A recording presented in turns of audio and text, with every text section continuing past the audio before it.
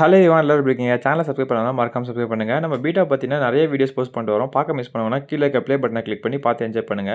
இந்த வீடியோல நம்ம ஒரு ஸ்பெஷலான ஒரு கேரக்டர பத்தி தான் பார்க்க போறோம். அதாவது ஏலியன் பீட்டான்னு சொல்ற ஒரு பீட்டாவ பத்தி தான். இதுக்கு ஏன் ஏலியன் பீட்டான்னு பேர் வந்துச்சுன்றத நம்ம பார்ப்போம். இது நார்மலா பீட்டா ஃபேமிலில வந்த பீட்டாவே கிடையாது. இத ஹைபிரிட் பண்ணி நிறைய பீட்டாஸ் கூட செலக்டிவ் பிரீட் பண்ணி தான் இந்த மாரி கொண்டு வந்திருக்காங்க.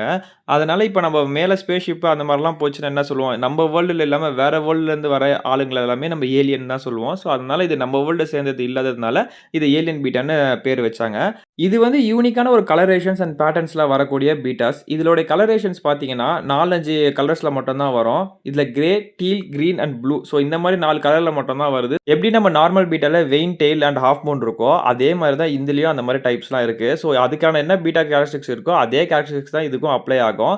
இந்த வீடியோல யார் யாருக்கு வந்து ஏலியன் பீட்டா பிடிக்கும்ன்றத கீழ கமெண்ட்ல சொல்லுங்க. வீடியோ புடிச்சிருந்தா மறக்காம லைக்கும் தட்டி விட்டுருங்க.